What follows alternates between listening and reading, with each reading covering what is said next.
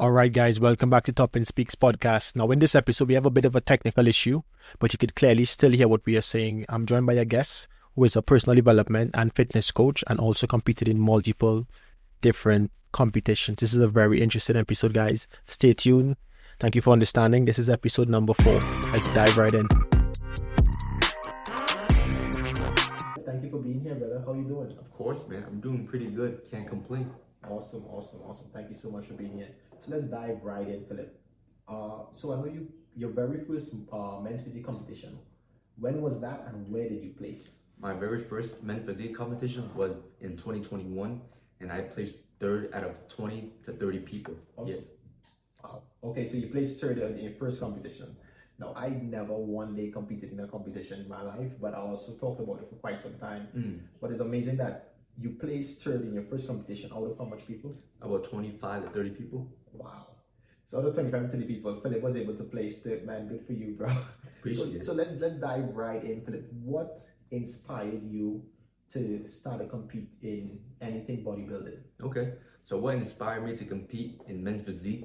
Basically, I saw a lot of people getting shredded to the bone, and that really triggered me. I'm like, wow, this is pretty dope. Yeah. Like getting that lean. I never been this lean before, so let's give it a try. So I did my first prep. I prepped for about 4 months, did my cardio and my training, and yeah, on the show day I was really shredded, and it was awesome. That's what's up, bro. That's what's up. So what was some of the biggest challenges like you face when it comes to, because I know when it comes to like competing in these competitions, it takes a lot from you. For sure. So what was one of the biggest challenges you would say you faced when it comes to like preparing for the show?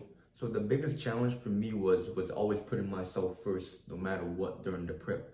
Basically, when you're on prep, you have to execute every single day perfectly.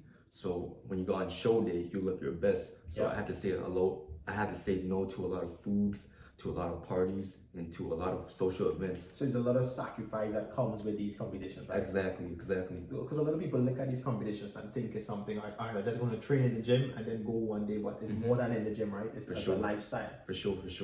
That's what's up, man. That's what's up. So while you was preparing, give us an insight, like what does a diet look versus like a regular diet versus somebody who is preparing to get lean as possible? Okay. So basically, when I was bodybuilding, I would eat the same thing every day. And when I was on prep, I would just eat less of it and do more cardio and be more strict in my diet. No cheat meals, none of that. Why? Because no cheat meals, huh? Because I want the best physique as possible. Yeah. So when I go on that stage, I look my best. So I have to prioritize being perfect every day. Wow. So no cheat meals at all? No cheat meals. So give us, what was your diet like, bro? My diet was a lot of fish, a lot of white rice, a lot of brown rice, and just the basic stuff like eggs, and yeah. So you basically kept it pretty simple. Very simple. So a lot of people overthink fitness. They think that you need to have this special type of meal, this special type of protein. But here you are, you went on stage, you're competing, and you're saying that it was just simple meals. Just simple meals. Yeah. Awesome. So so you prioritize protein, obviously. Of course. Prioritize protein, and you still had a balanced diet. Exactly. But you were not stepping out and eating no cheat meals, you were not eating out. Listen, I remember, it's a quick story. I remember we will go hang out and Philip will have his bowl of food, right? Yep. Now, years ago, before I even met Philip, before I even got into fitness this deep, I was like 120 pounds and I was trying to put on weight as well. And that's what I used to do, bro. I used to like literally pack my meals and go everywhere with it just to make sure I hit my calories. You know what I'm saying? Yep. Just to make sure I hit my calories. So that's the commitment. That's the commitment, you know?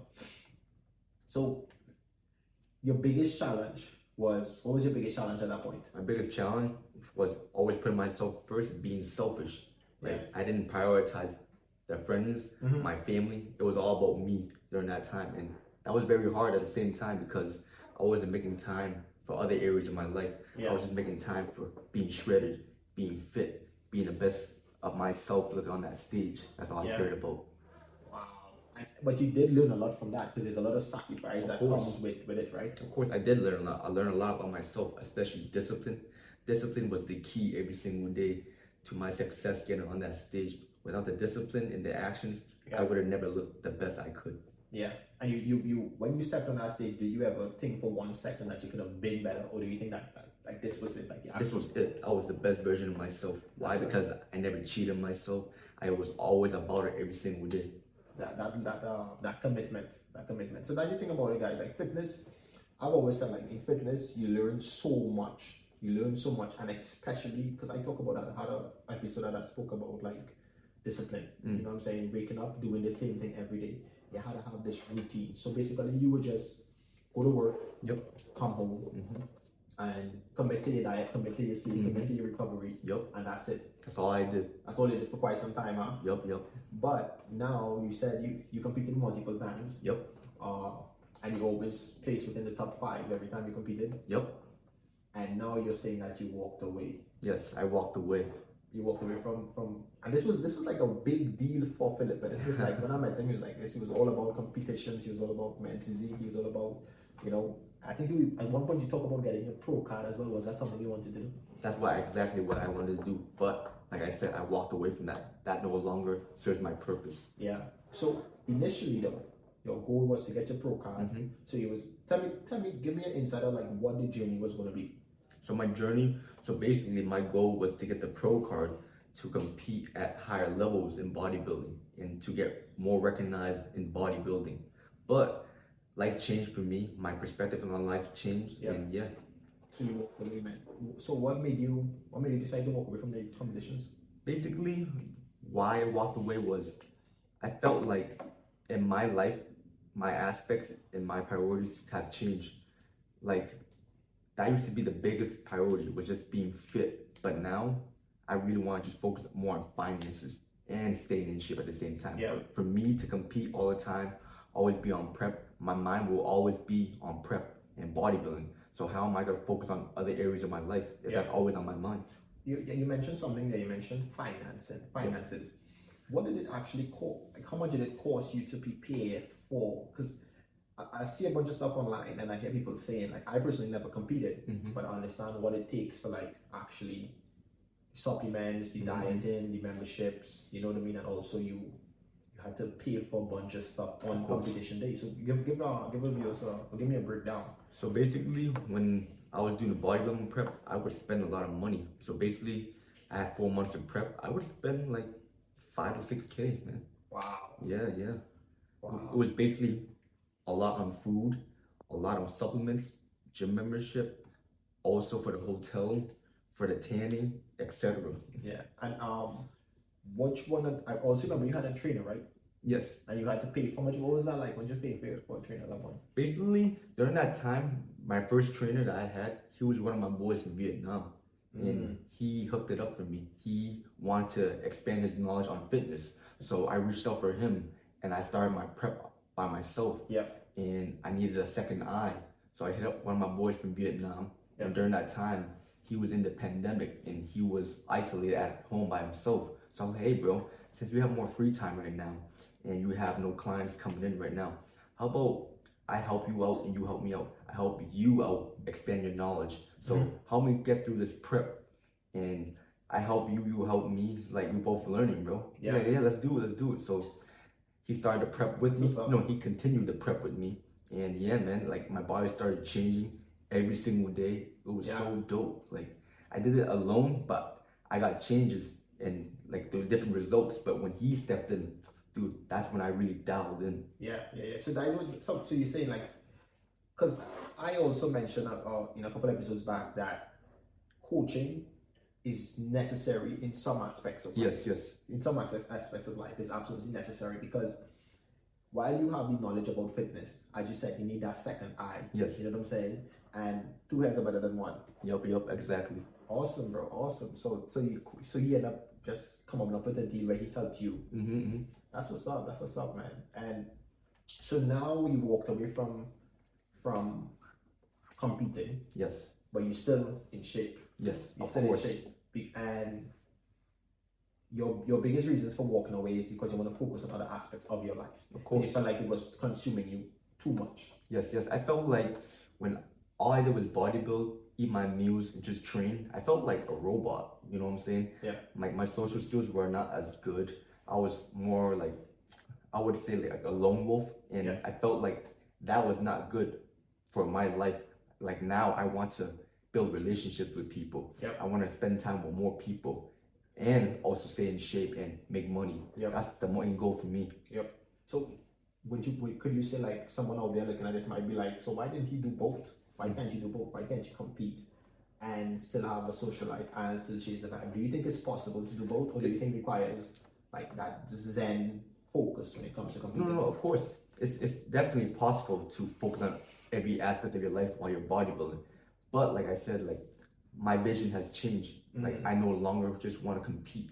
Yeah. Like the main priorities for me is I want to be great in every aspect of life. A lot of bodybuilders, they're in very good shape. They're very disciplined, but they're only disciplined in one aspect of their life, and I believe that's not the route that they should go. Exactly. Now, I share that same sentiment. I have always said that I do not want to be jacked, meaning I don't want to be big and strong and muscular and broke. You know what I'm saying? Exactly. I don't believe in that philosophy, because there's a lot of people who, especially now, because fitness is cool and everybody's into fitness, it's like people think because you wake up and you go to the gym, it means that you're successful in life.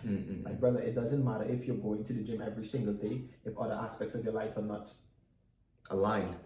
You know what I'm saying? We don't just want to get personal records on a bench. We want to get personal records in the bank. We want to get personal records in relationships. We want to get personal records in all aspects of life, bro. Of course. We want to hit every single PR out there. You know what I'm saying? Not just on the bench press. You know what I'm saying? So I understand, man. That's awesome. So now you say that you're focused on more of a balance. Exactly. A balance, like you still go to the gym, but now you're focused on building other aspects of your life. Yes. And that's awesome. So what advice would you give to someone out there who is maybe not competing, but just trying to get into fitness and take their fitness a lot more serious? Okay. So for you guys out here that are new to fitness, I recommend just don't make it complicated. Just start with the basics. Start eating healthy, start moving more, and just start prioritizing training more consistently. And I guarantee you'll get the results you want. But if you're lazy, not disciplined, not taking action, you'll never get to your goals. Awesome. Yeah. Because I think most people struggle with discipline. Most people struggle with consistency. And I always say, I think that we spoke about this before, is that you want to be consistent, easiest, keep it simple. Yep. Keep it simple. Don't overthink dieting. Don't overthink working out. Just keep it simple. Again, as Philip said, when he was competing, he was basically eating the same thing for quite some time. Now, that might be hard for everybody to do, but the basic concept behind it is like, keep it simple. Okay, you don't want to eat pasta. You don't want to eat rice today. Eat potatoes. You know what I'm saying? Simple. Don't eat out. These are all these basic advice that anyone could follow right now. You know.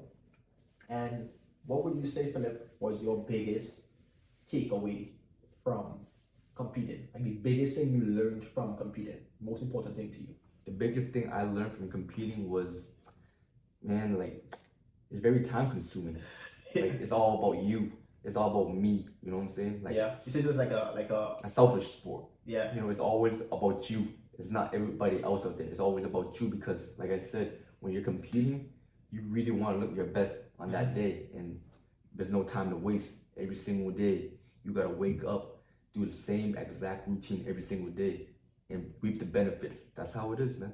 Yep. Philip, thank you so much for being here, bro. Listen, I've been trying to get Philip on here for quite some time to tell us about his fitness journey, because I remember we had a conversation a while back, and you told me you were in Vietnam, and then you were on vacation and you gained a little bit of weight for that period of time. Talk about that for a second, because there are people out here as well. They might look at us and be like, "Oh, these guys are in shape, or whatever," and they might assume that we were never unhappy with our physiques. Because at one point I was super skinny as hell, and I was unhappy with how I looked, and I did something about it. So let's talk about your journey, because I know at one point you said you were in Vietnam and you got a bit overweight on your vacation. Talk about that. So basically, this was about 4 to 5 years ago, I believe. I went to Vietnam. It was during the Lunar New Year, and I went over there to Vietnam. I was supposed to be there only for 1 month, but basically what happened was during that time it was the pandemic. So I couldn't fly back for at least 3 months. So basically, I was having a good time there every single day, eating good food, drinking excessive amounts, and not really working out. And it really catched up to me within those 3 months. Within those 3 months, I came back to the States. I looked at myself in the mirror and I was like, damn, what did I do? I gained about like 30 pounds of fat. and I didn't like it. Yep. As soon as I came to the States, I saw myself in the mirror. I looked at myself like, I'm not him right now. Yeah. I'm not the best version of myself. Yeah. So basically, I looked at myself, rushed to the grocery store immediately, started shopping for my groceries, and started day one again. And within 3 to 4 months, I looked a lot better than I did than last time. So yeah. Yeah. So that's awesome, bro. And the thing about it is, guys, clearly you guys could hear that you, regardless of where you're at in your fitness journey, you could start. Mm-hmm. You could start. So he got back to America, look himself in the mirror and be like, you know what? I'm not happy with how I'm looking. I'm going to do something about it right now. And went to the grocery store and just started meal prep and going back to the gym and all of that. Yep.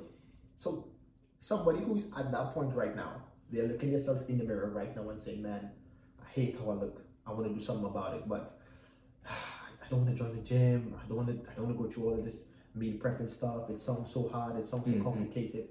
What is some advice you would give that person right now who looks in the mirror and they're not happy with how they look? Okay, so my advice I would give to that person right now, if they're out of shape and not happy about themselves, I would sit down, control my emotions, and just get started. Stop overthinking it. Stop procrastinating, because the more you overthink it, you will never start your journey.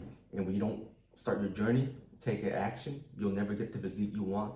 You'll never self-develop. So yeah, stop procrastinating, stop overthinking, and just do it. Yeah. I think a lot of people have that, how do I say, the inability to take action because they overthink. Yep. And I can talk from experience, the aspects of my life too. I was like hella overthinking a lot of things, and sometimes it's a struggle to not overthink, guys. But listen, get up and just take action. As he said, the less you think about it, the more you think about it, the more problems you're gonna find. Like this podcast. When I go to edit this, the more I look at this, the more problems I will find, and then I'll be like, I'm not feeling to upload this. You know what I'm saying? Yeah. So it's the same concept applied. Stop thinking about it and just do the thing. Yep. Just do the thing. So Philip, thank you so much for being here, brother. This is TopIn Speaks podcast. Definitely going to see more Philip on here. And if you want to get on Philip, tell them how they could find you on Instagram. You can find me on Instagram. It's the Via Prince. So it's THE_VIET_PRINCE95. Follow me, guys. Awesome. And Philip offers personal development and fitness advice. And if you're ever thinking about competing in any sort of competition, men's physique, that's your guy right there. Let me know, guys. Thank you so much for being here. This is TopIn Speaks. Check you out. Good shit.